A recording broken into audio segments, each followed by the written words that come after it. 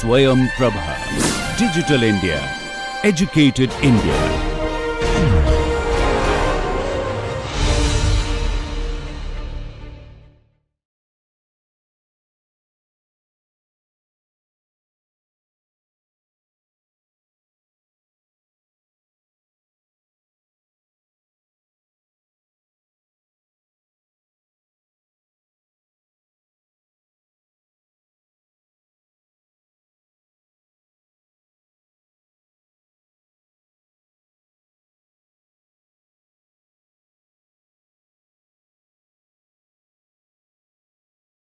Yeah. So what we'll do is let us continue with this derivation, okay, of the formula for torsion. Okay.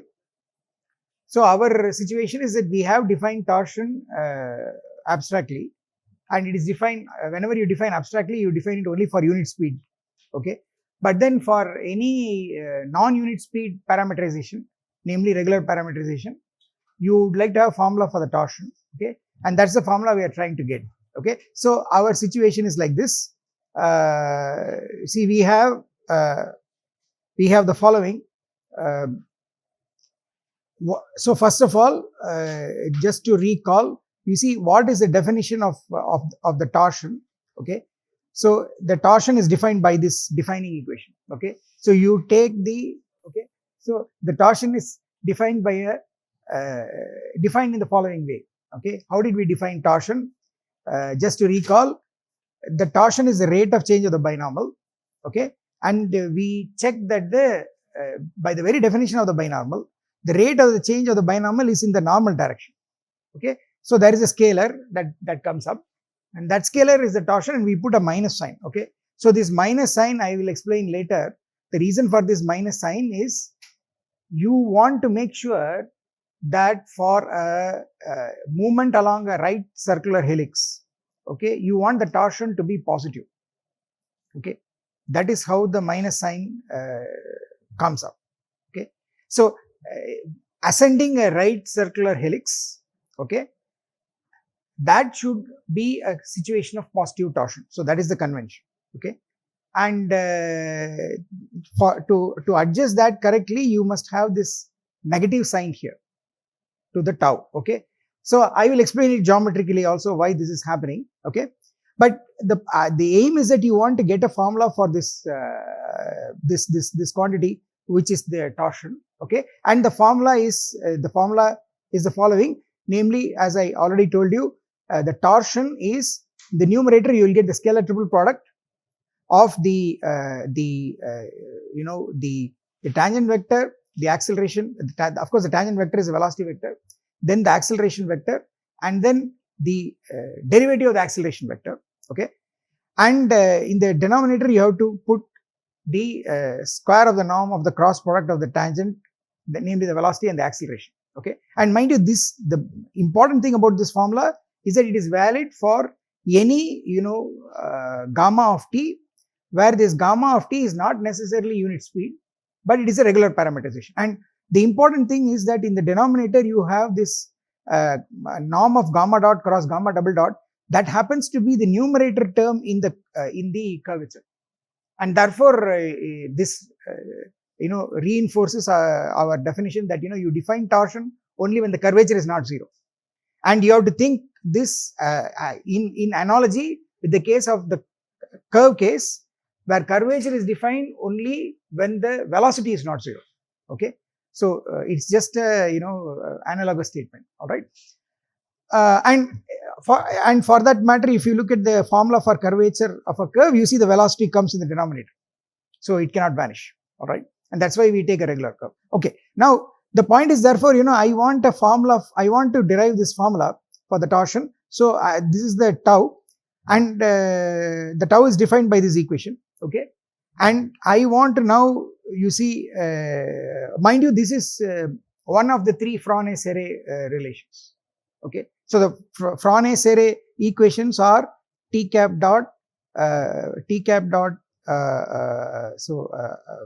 n cap dot b cap dot the derivatives of the Frenet-Serret frame is equal to the skew symmetric matrix, that will be 0, kappa 0 minus kappa 0 tau 0 minus tau 0, and here you will have t cap, n cap and b cap.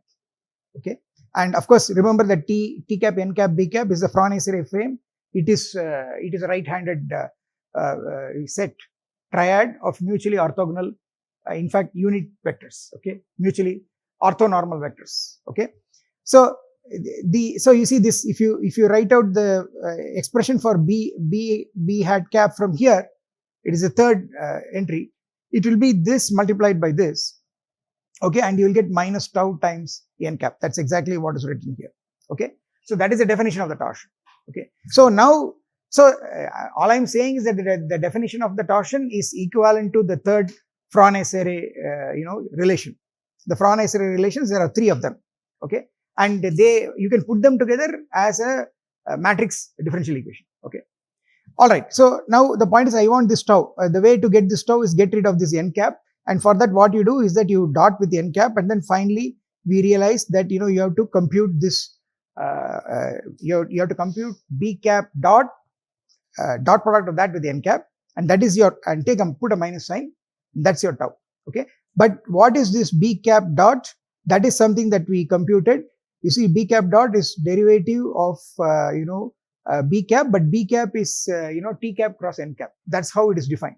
Okay, t cap, n cap, b cap are like i cap, j cap, k cap in the usual xyz plane system. Okay, so they are a right-handed system. So t cap cross n cap is b cap, and then you apply the product rule, and then you use the fact that this t cap cross n cap with dot n cap, that is going to be 0 because t cap dot is by the first Frenet-Serret relation. This t cap dot is actually in the direction of it is in the direction of n cap. Okay, so you see look at the first Frenet-Serret relation. T cap dot is this multiplied by this. Okay, and that will give you k times n cap. So t cap dot is equal to kappa n cap. Okay, and therefore when you do this scalar triple product, it's going to vanish. So the only term that will survive is this. Okay, so finally you get this expression. The torsion that you want is actually negative of, you calculate t cap cross n cap dot and then dot it with the n cap. So this is just scalar triple product. Okay, so what we have to do is that we have to compute all these 3 fellows. Now where is the hitch? The hitch is all these calculations are valid only for capital gamma of S. So the point is, throughout everything is happening in S as the variable. S is the increasing arc length. That is the unique unit speed parametrization that you can get for a regular curve. Okay, the point is that we want a formula for a general, we want it for this gamma of t, which is where t is not necessarily unit speed, it is a general parameterization. Okay, so you have to change everything from S to t. That is the game. Okay, and it's the same kind of game that we played to get the formula for the curvature. Okay, so let's do this. So we have to compute. So let me remind you that the things we have to compute are first n cap, then you have to compute its derivative n cap dot. Okay, and then you have to take scalar triple product with t cap and then put a minus sign. This is what we have to do. All right, so I think I'll have to switch to another notebook. So let's do this computation. It's a very simple computation. Okay, except that at the end you will get a seemingly large term, but you don't have to expand things. You can cleverly notice and simplify that. Okay, so the situation is like this. We have our situation is, we have a gamma is gamma of t. Okay, and what is this? This is your curve, which is a regular parameterization of your space curve. So it is a map going into R3. Okay, and the map just sends t in AB to gamma of t.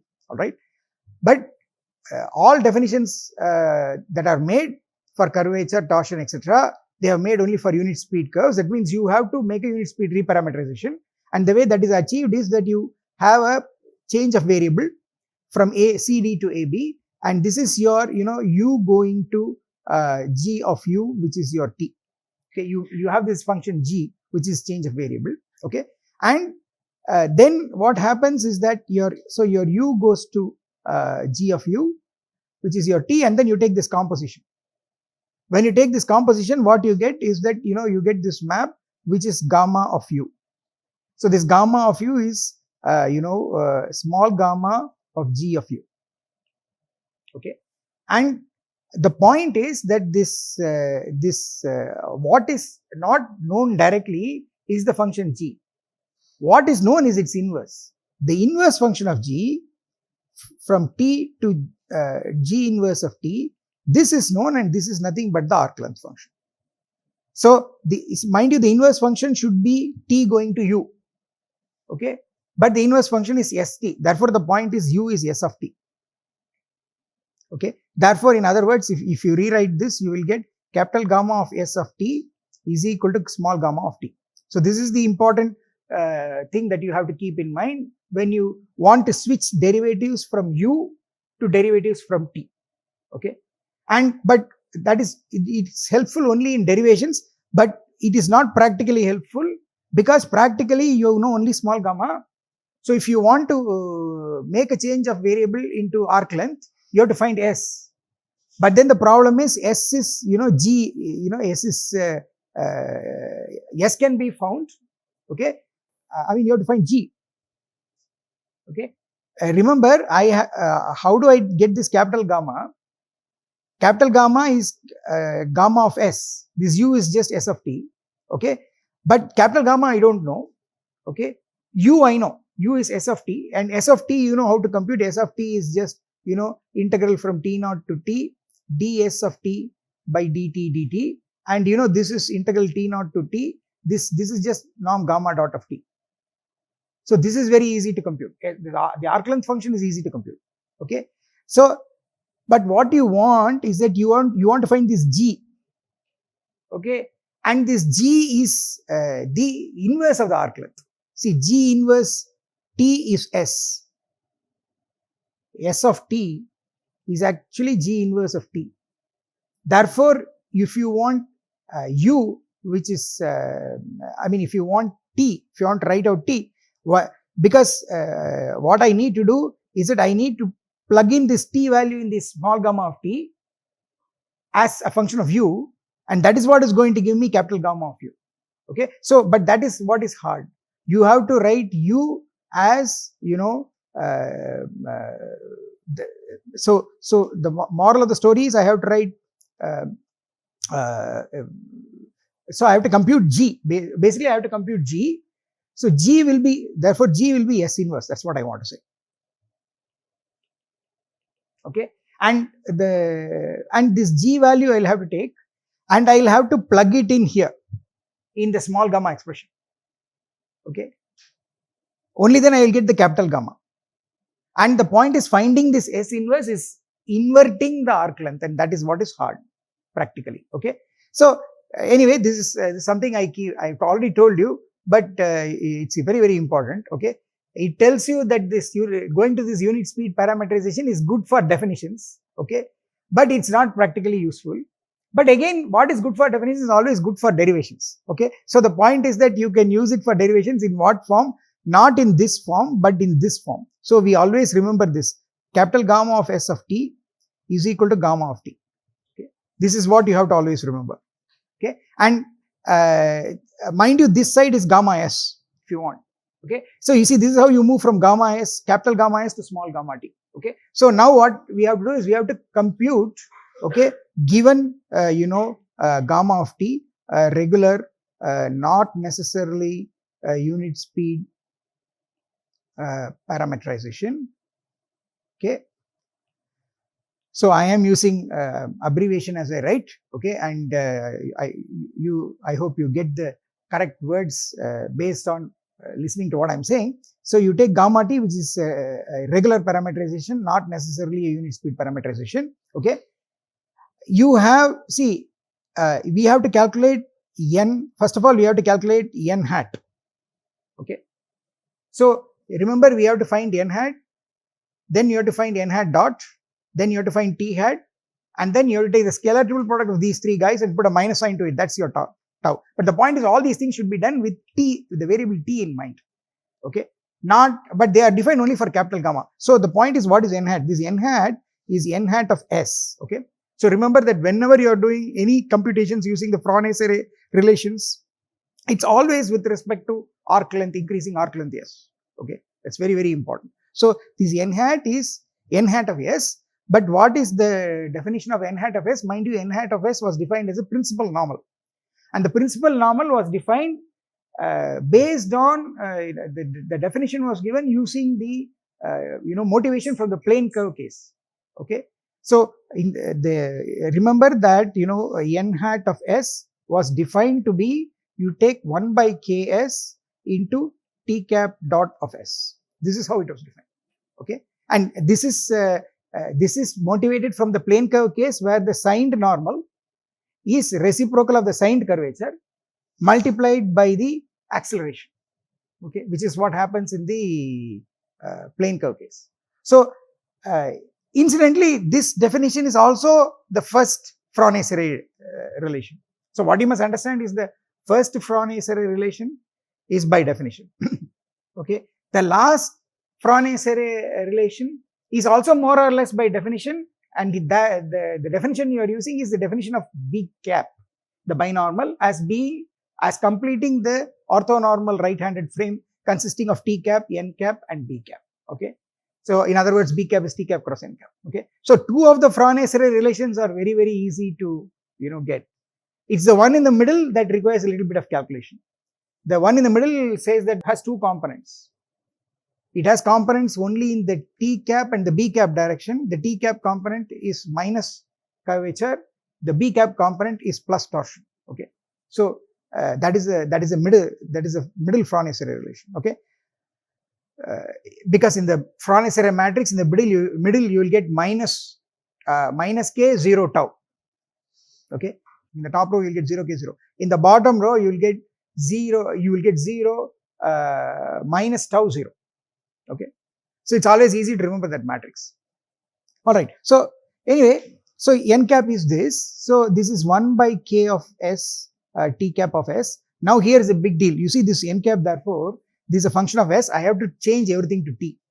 So sorry, there is a dot here. So let me be careful. So now what is, so you have to change everything. So the first thing is, what is this t cap dot of S? So this is by definition d by ds of t cap of S. Okay, and what is this t cap? T cap is the unit tangent, okay, for the unit speed parameterization. So remember, gamma s is the unit speed parameterization. Okay, and the tangent vector for that is dot. So gamma dot s is therefore t cap of S. Okay, and here the dot, mind you, is with respect to S. So this means this is d by ds of gamma s is t cap of S. Okay, therefore, and you can write this as d. So here is the point. You change, so to move from S to t, you write S as S of t and then use the chain rule. So it's d by dt of gamma of S of t into dt by ds. Okay, so this is what you're doing. In fact, dt by ds of t, if you want. Okay, so here this is the important step. How do you change from S to t? You write S as S of t. If you write S as small s as S of t, then this capital gamma of S of t will become now a function of t. So I can apply d by dt to it, and then by chain rule I have to multiply by dt by ds of t. Okay, but this fellow here is, you see, this capital gamma of S of t is small gamma t. So that's the whole point. Capital gamma of S of t is small gamma of t. Okay, therefore this becomes d by dt of gamma of t, okay, into this dt by dst needs to be written as 1 by dst by dt. Okay, and this is because these are all continuously invertible. Not only that, even the derivatives are continuously invertible. Okay, that and actually here you are using the inverse function theorem actually. Okay, so if you write it like this, this part becomes gamma dot of t. Okay, and this fellow here dst by dt is just the velocity, the magnitude of the velocity, okay, and therefore this is going to be this is just rate of change of arc length with t, and that's the speed with respect to t, and that's going to be norm gamma dot. So this is going to be gamma dot by norm gamma dot of t. So this is your t cap of s. So you see this is the first change from s to t, okay, and the point you must understand is that to be very strict I should write it as t cap of s of t, okay, and please don't get confused with the t inside the under the t cap and the t in the argument. The t in the argument is a parameter, and this t under the t cap is a tangent vector, the unit tangent vector, okay, for the unit speed parameterization. Please don't get confused, okay. So so that is my expression for t cap, okay. Now I have to calculate t cap dot, okay, and then I have to divide by ks, all right. So let me so t cap, therefore t cap dot of s is d. Mind you, whenever there is a dot, here you see the independent variable is s, so dot is d by ds, and every time you have to change the d by ds to d by dt using the chain rule. So this is d by ds of t cap of s, okay, this is what it is. But you see the trick is again change s to s of t and then you apply chain rule. So I can write d by dt t cap of s of t, okay, into dt by dst, okay, and you see this, but t cap of s of t, thankfully I have this expression in terms of gamma. So I will write as d by dt of gamma dot of t by norm gamma dot of t, okay, that's what it is. And then there is this guy, you know how to handle it. You write it as 1 by ds of t by dt, and that's going to become 1 by norm gamma dot. So what I'll get is 1 by norm gamma dot of t, okay, and here I will get d by dt of this guy gamma dot of t by norm gamma dot of t, okay. So this is your t cap, and I will have to write the, I have to expand this, okay. I have to apply the quotient rule for this expression. So basically I will get t cap dot s is 1 by norm gamma dot of t. So to be accurate, on this side I have changed s to s of t, so let me just write as t cap of s of t, okay. So sometimes I even if I am suppressing the t, if the term I am writing on the right side involves t, then you should understand that whatever s on the left side has to be changed to s of t, and the t has become the independent variable, okay. So here I will have the quotient rule, norm gamma dot of t squared norm gamma dot of t, and then I will get d by dt of gamma dot will give me a gamma double dot of t, okay, minus I will get the numerator as it is, and I have to do d by dt of norm gamma dot of t, okay. This is by the quotient rule. Now I have to worry about this expression, and how we worry about this expression is the same. We did the same thing for the curvature case, remembering that the norm of a vector is square root of the dot product of the vector with itself.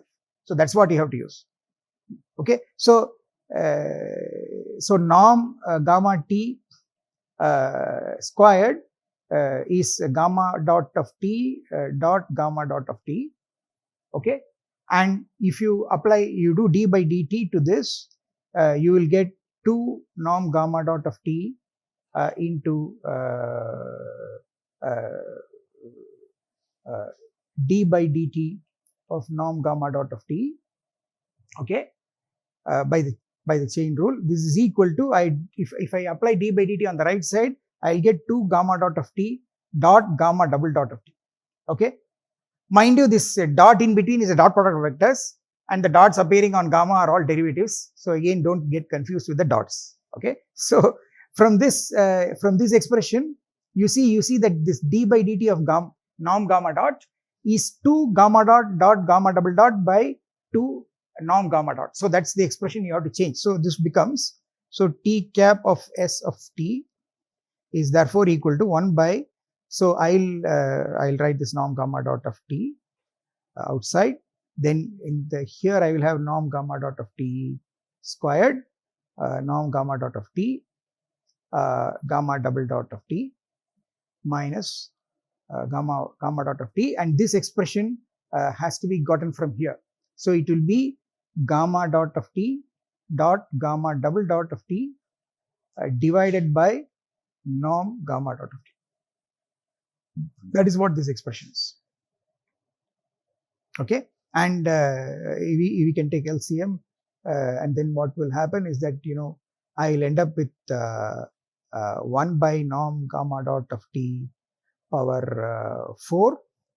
Okay, and then the numerator I will have norm gamma dot of t squared gamma double dot of t minus gamma dot of t into here dot product of gamma dot of t dot gamma double dot of t. Okay, this is the expression. Okay, so this degree 4 in the denominator is coming. There is 1 degree here, there are 2 degrees here, and there is this term here where I am taking an LCM of that. Okay, so this is the expression. So this is t cap of s of t. Okay, all right, and I think I should have put it on the left side, should be t cap dot, sorry.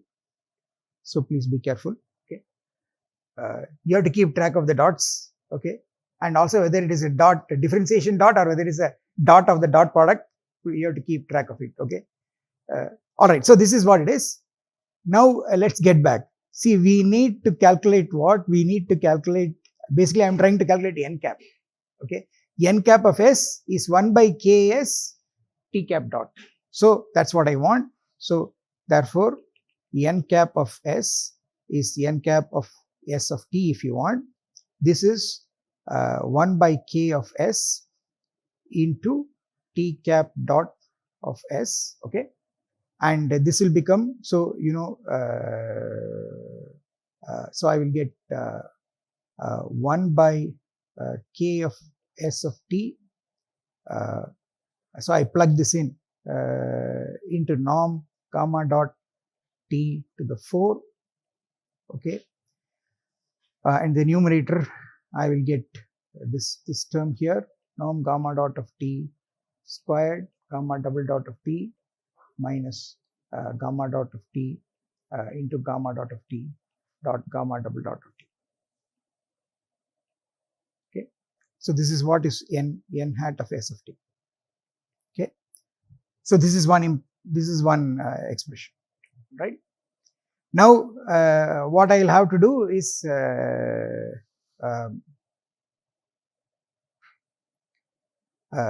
I have to do this rather, you know, gory thing of differentiating this again with respect to t, because I need also not only n cap, I need in terms of t, I need n cap dot also in terms of t. Okay, and then I have to take scalar triple product of t cap dot. Okay, and put a minus sign to it. That's what is going to give me the torsion. All right, so it's somewhat gory, but let me write it. Okay, so n hat dot of s. What is n hat dot of s? So this is going to be, remember when you write n hat dot of s, this is only for s. So that means the dot here means d by ds. Okay, so this is actually d by ds. Okay, of n hat of s. Okay, but you see now this n hat of s has been converted into t, and so you have to now change everything to t, and the way to go is you write s as s of t. So this you write n hat of s of t. Okay, and then you write d by dt, and then you use the chain rule, write dt by ds of t. Okay, and now this fellow is what is above. It is this rather big term. So basically I will get, if therefore n hat dot s as a function of t now is, okay, this dt by ds is 1 by ds by dt. Okay, and there is 1 by norm gamma dot. So basically what I will get is, you know, I'm going to get so I will get 1 by norm gamma dot. So now what I will do is, you know, I'm going to suppress all the t's, all right, and write only the functions. Okay, and you must understand that whatever is written wherever it is written on the right side, it's all only functions of t. Okay, so I'll have, so this will become 1 by norm gamma dot, and what I will get here is 1 by k norm gamma dot, so d by dt of 1 by k norm gamma dot to the 4, the numerator norm gamma dot squared gamma double dot minus gamma dot into gamma dot dot gamma double dot. Okay, so this looks a little neater. So let us differentiate this guy. Okay, and so I'll get n hat, oops, there's a dot there. So n hat dot of s of t is therefore 1 by norm gamma dot. Okay, and this fellow here is going to be, so you see I will get a k, so I will write it as two terms so that you can see it. There's a bracket, so there is a k norm gamma dot 4 whole squared, okay, then k norm gamma dot whole power 4, okay, and then I have to differentiate this guy. Okay, that's only the first term. Then there is one more term in the numerator. So differentiating this guy is going to give me, so I have to first differentiate this guy. So what I'll get is, if I do that, I'll get 2 norm gamma dot into derivative of norm d by dt of norm gamma dot, okay, into gamma double dot. That is the first term. Then there's one more term, the derivative of the first term, and that is going to be keep norm gamma dot squared constant, derivative of gamma double dot is gamma triple dot. So this is just the derivative of this part. Okay, then I have to take derivative of this again. Okay, and that is going to give me, so let me write it, minus this. So I keep, if I differentiate, gamma dot, I'll get a gamma double dot, and I keep the rest of it, which is gamma dot gamma double dot. That is one term. Then the second term, which will pick up a minus from outside, will be, I keep gamma dot constant. I have to differentiate gamma dot gamma double dot. Okay, and that is going to give me two more terms. So let me write it. There's some shortage of space. So let me write it in the next line. So minus gamma dot gamma double dot will give me gamma double dot gamma double dot plus gamma dot gamma triple dot. Okay, and this is what I'm going to get for this part. Okay, and this is just the numerator I have differentiated. Okay, and so let me do the following thing. I think I can, it's easier to write it, write the whole numerator first. Okay, and there is a 1 by k, so let me bring that outside. So I'll let me write this, k squared norm gamma dot to the 4 2s are 8 plus 1 9. Okay, and what I have written is in the quotient term only the first term in the numerator, and so that this big bracket here ends here. Okay, all right, then minus, okay, I have to, there's one more term which is keep the numerator constant, which is numerator is norm gamma dot squared gamma double dot minus gamma dot into gamma dot gamma double dot. Okay, and I have to differentiate this k norm gamma dot to the 4. Okay, and when you differentiate k norm gamma dot to the 4, remember that is again k is also is a function. Okay, k is also a function of s, and s is a function of t, so k is also a function of t. So therefore what you will get is, you see, you are going to get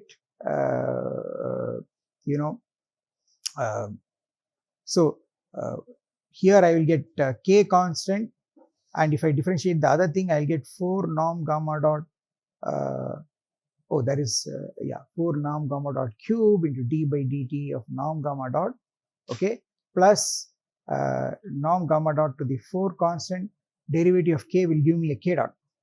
Okay, this is the second term. All right, so this is the product rule applied to k into norm gamma dot to the 4. okay, right.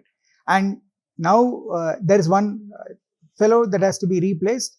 This d by dt norm gamma dot has to be replaced, but that we have already seen that. You see this d by dt norm gamma dot is nothing but gamma dot gamma double dot by norm gamma dot.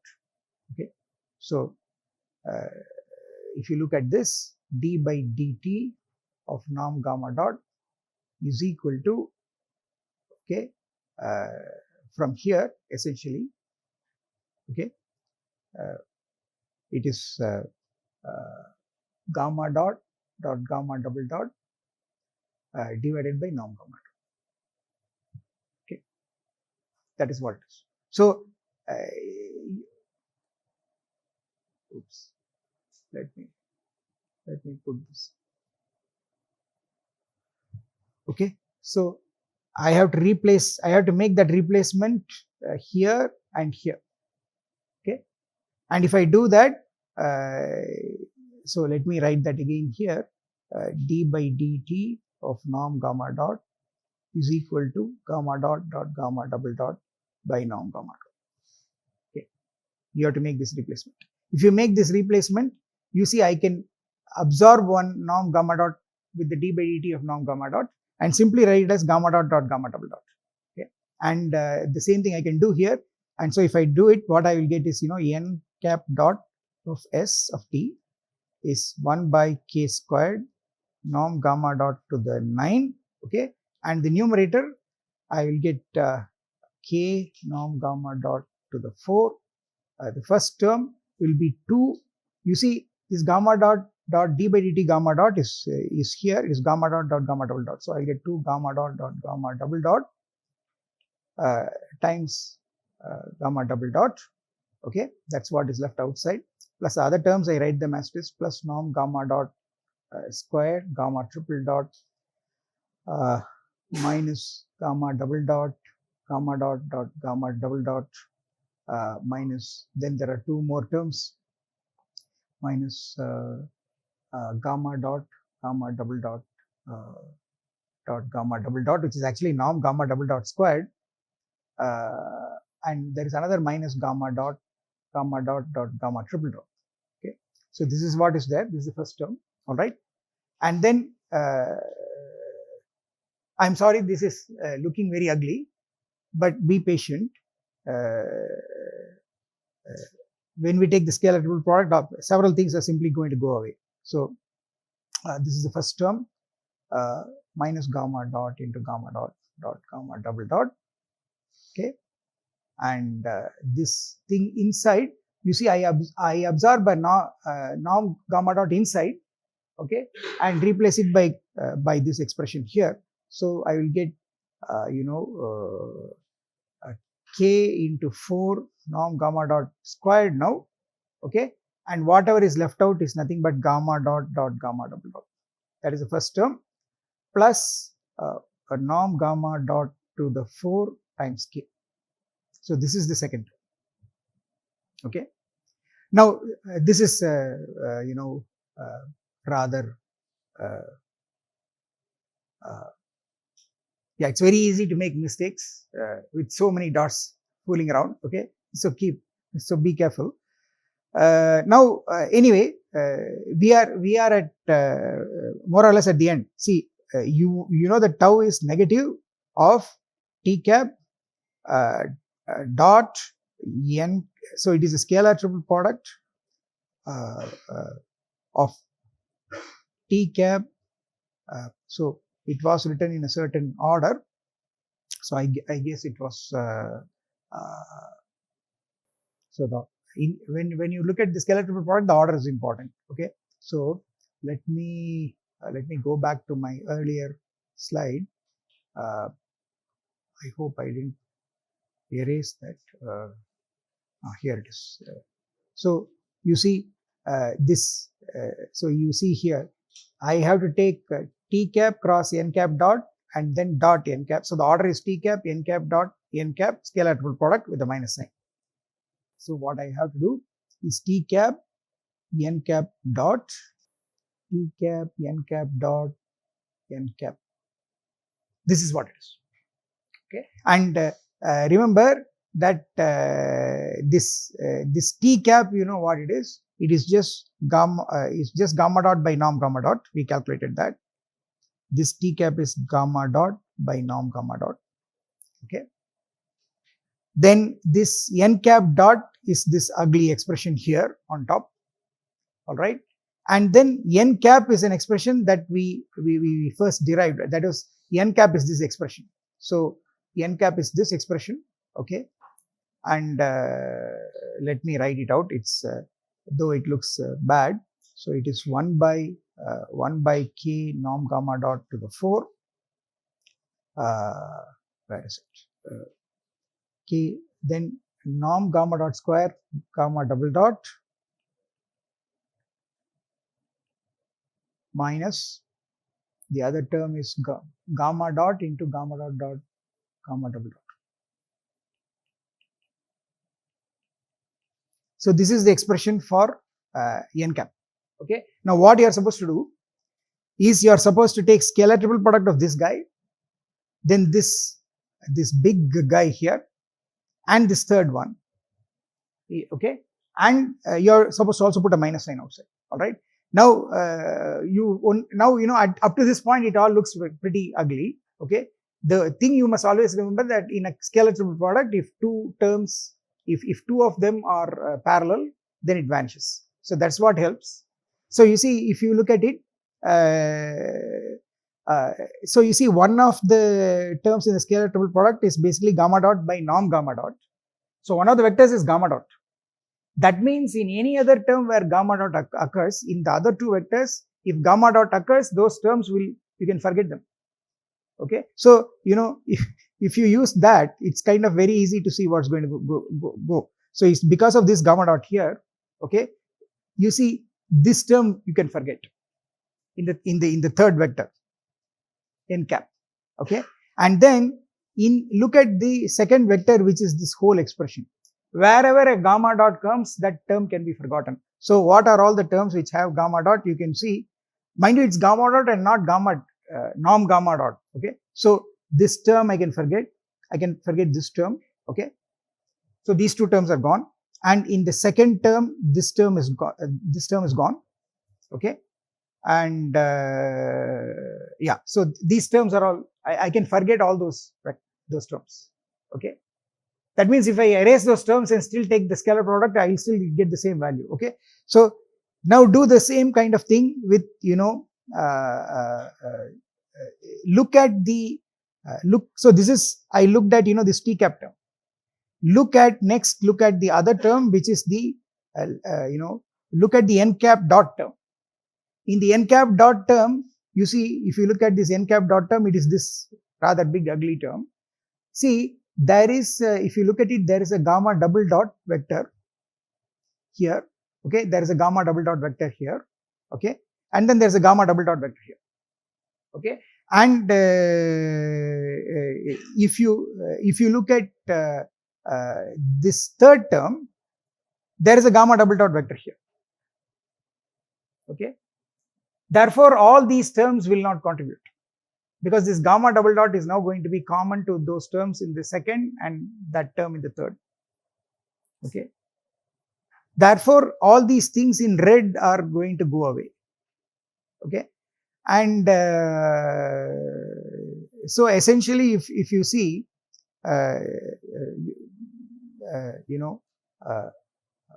so what else is left? I mean, if you make that observation, it's clear what is the only term that will survive. It's going to be, so now with this observation, if you forget all these terms, you can write out, therefore you see tau is going to be minus of, you see, in the first term I have gamma dot by norm gamma dot. Okay, in the second term there is this thing outside, so it's 1 by k norm gamma dot to the 9. Okay, and in the numerator, you see, I will have k norm gamma dot to the 4, and inside, you see, whatever I have circled, I forget. So the only thing that is left is norm gamma dot square gamma triple dot. This is the only term that survives. Okay, Everything else is gone in the first term. In the second term, okay, this gamma double dot term is going to go away, okay, and the other gamma dot term is also going to go away. So nothing is going to be, nothing is going to live, okay. So it will be just this, and in the third term, okay, I will have to put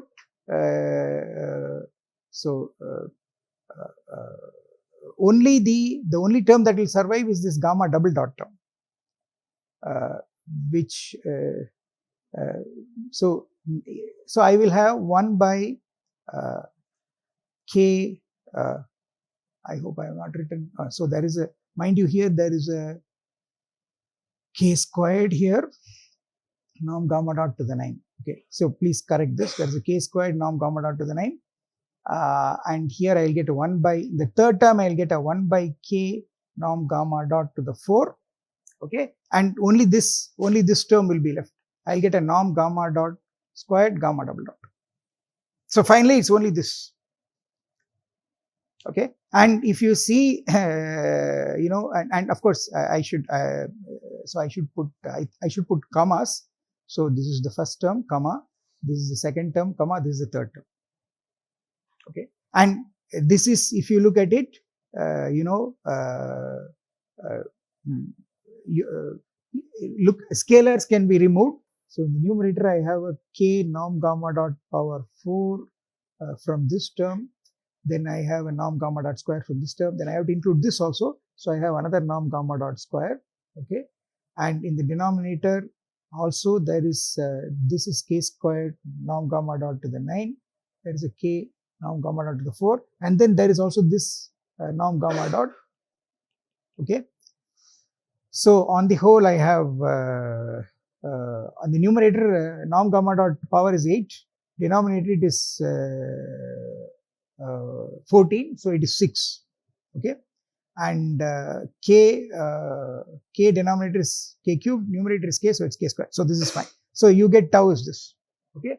But then the point is that you have to now substitute for k. You know, k is, we know, we have seen that k is you know, norm of gamma dot cross gamma double dot by norm gamma dot cube. We have seen this already. So plug that in, okay, and if you plug that in, therefore the torsion will become scalar triple product gamma dot, gamma double dot, gamma triple dot divided by I will have to write k squared.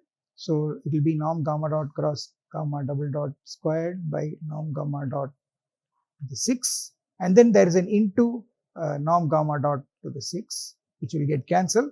So that gives you the formula that you wanted, scalar triple product of gamma dot, gamma double dot and gamma triple dot, okay, divided by norm gamma dot cross gamma double dot squared. So that is the formula for torsion, okay. So the point is it's doable, okay, except that don't be scared about these huge expressions, okay. So Presley, what Presley does is that, you know, he says that this can be done, but he realizes it's very cumbersome. So he says, let's verify it. He takes the right side, computes it, and shows that it is the left side, okay, okay. But we can actually derive it. It's no big deal, except that thankfully, because it's a scalar triple product, the important rule that you have to use is that in a scalar, whenever scalar triple product is, you know, it is trilinear, that is, in each of the terms it is linear, okay, and then the point is it will always vanish if two of them are parallel, okay. So if you use that, it's very easy to simplify at the end, okay. At the end only one term survives, okay. So that's it. So now what you can do is that so finally we have a nice formula, okay, and you can do a very simple calculation. If you take the standard example of a helix, okay, a right-handed helix. So example will be, you know, take a helix, so right circular helix as it is called. So it is given by gamma equal to gamma of theta is a cos theta, a sin theta, comma b, where a and b are positive, okay. Then, you know, we have already seen, but you can if you have not done it, you can check it. I think we did it. So the curvature is given by a by a squared plus b squared. Okay, you can check by the above formula that the torsion is given by b by a squared plus b squared. That will be the torsion. Okay, and so that's a check that you can do. Except that when you apply this formula, I want to just point out, you can write it in a particular way which is kind of very useful for calculations, and that it is the following. You can write tau as, you see, tau is the scalar triple product gamma dot, gamma double dot, gamma triple dot divided by norm gamma dot cross gamma double dot squared. But it's beneficial to write the numerator as gamma dot cross gamma double dot dot gamma triple dot, okay, divided by norm gamma dot cross gamma double dot squared. Okay, the advantage is that if you compute this first, then its norm is required in the denominator. Okay, therefore writing it like this is beneficial. Okay, when you compute. Okay, so you compute it and you find that this is the torsion of the ellipse, and you see that if b is 0, the ellipse has z coordinate 0. That means it's a plane curve, and what you are getting is a cos theta, a sin theta. That is a circle. Okay, circle of radius a, and if b is 0, you see torsion is 0. For a plane curve it should be, and curvature will be a by a squared, which is 1 by a, which is reciprocal of the radius of the circle. So everything works out finely. Okay, so now to complete this discussion, I just want to say one last thing. What is this business about the sign of the torsion?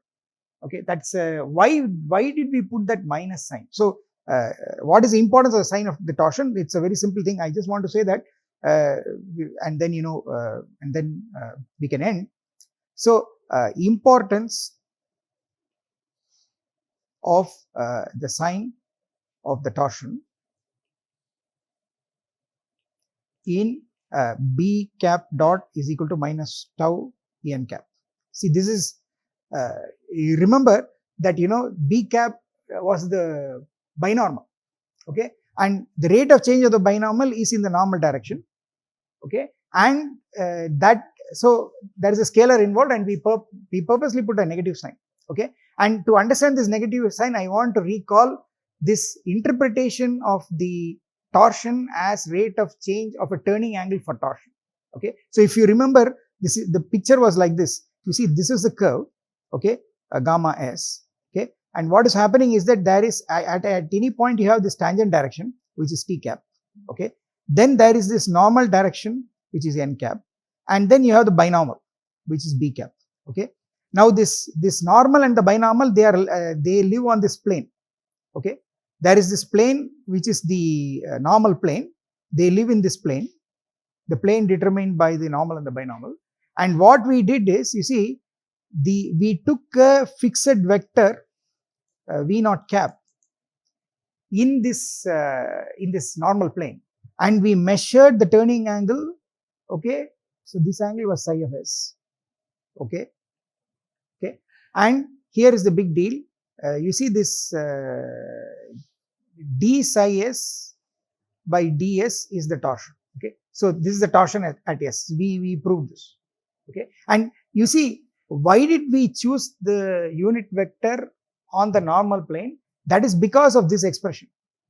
You see, what this expression says is that it says that if you take delta b cap, okay, by delta s and limit delta s tends to 0, that is what is the left side. This is minus tau n cap, and this can be rewritten as delta b cap is approximately minus tau n cap delta s. Okay, which means the change in b cap, the change in the binormal, is scalar, which is minus tau times delta s into the the normal the normal principal normal direction. Okay, so basically what is happening on this in this picture, you see this, if you take b and b plus delta b, the delta b has to be along the normal direction. Okay, and now notice that if we calculated the torsion for the right circular helix just now, okay, and the torsion turned out to be positive, okay. So so what does it mean? It means that d psi by ds is positive, right? D psi by ds is positive means, psi s is increasing. If psi s is increasing, remember v naught cap is a fixed vector. The only way psi s can increase is that, your binormal should flip out, okay. If you are moving in the tangent direction, the binormal has to flip out, okay. So what you must understand is that, for a right circular helix, so let me write it. So this is very, very important. You see, for the right circular helix, the binormal is moving out, okay. So for right handed helix, okay, and the positive torsion means psi s is increasing, and v naught is fixed. The only way psi s increases is that, the binormal moves like this, okay. But now, so you see, look at this picture. If you are sitting on the helix, you see you are oscillating, and this is the direction you are moving. You see the oscillating plane is going like this because the binormal is moving like this, okay. Mind you, if you look at it from the direction of the tangent, okay, you are moving in a clockwise sense, okay. You are twisting like this, right?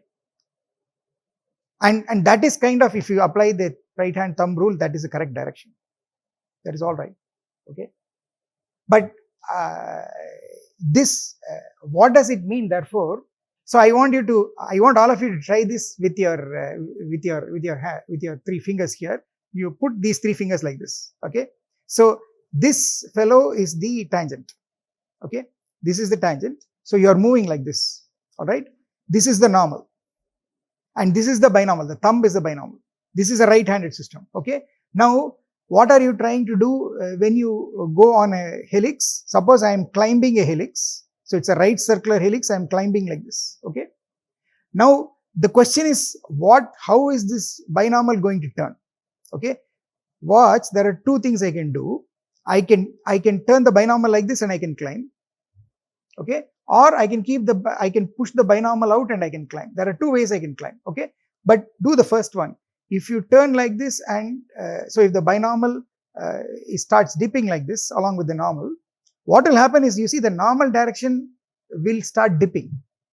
But you see the helix has an axis and the normal direction doesn't dip. This normal has to keep always pointing more or less, it should not start dipping, all right. So how will you manage the movement so that, the normal direction keeps always pointing to the helix? You see that you have to only twist like this. You see the binormal is flipping outside, okay. If you try to flip the binormal inside, the normal will also start dipping. But more or less, if you want to keep the normal pointed in the same direction and twist, this has to keep flipping out, okay. So no, if you start dipping, this will start, you cannot keep this level pointing to the axis. See, the way I want to no, the right circular helix has an axis, and more or less, if you see by symmetry, the way this is pointing towards the axis, that should not change, okay. But if you start doing like this will start pointing downwards, okay, because you are climbing. You see, the point is, it's a climbing motion, okay. And if you let the binormal dip inside, you will see that this normal will start dipping. If you want to keep the normal pointing in the same direction, you see that you have to push the binormal outside continuously, okay. And that's what is happening. So that is positive torsion. On the other hand, if you took left-handed helix and tried the same thing, what will happen is, in the left-handed helix, the right-handed triad will be different. So you will have a tangent, you will have a normal, but now the binormal will be in the pointing downward, okay. And there again you will see that if you want the normal to keep pointing towards the axis of the helix uniform in the same direction at the same angle, okay, then now you will have to, dip the binormal towards the normal.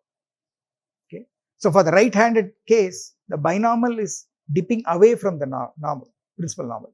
In the left-handed case, the binormal will dip towards the normal. That's why the right-handed case, you have a positive torsion, and to make that correct, you have to put this minus sign. So there is a geometric meaning to this minus sign. Okay, now it's not just a convention. Okay. Okay, so I think that brings us to the end of this discussion on torsion. So we will continue in the next lecture.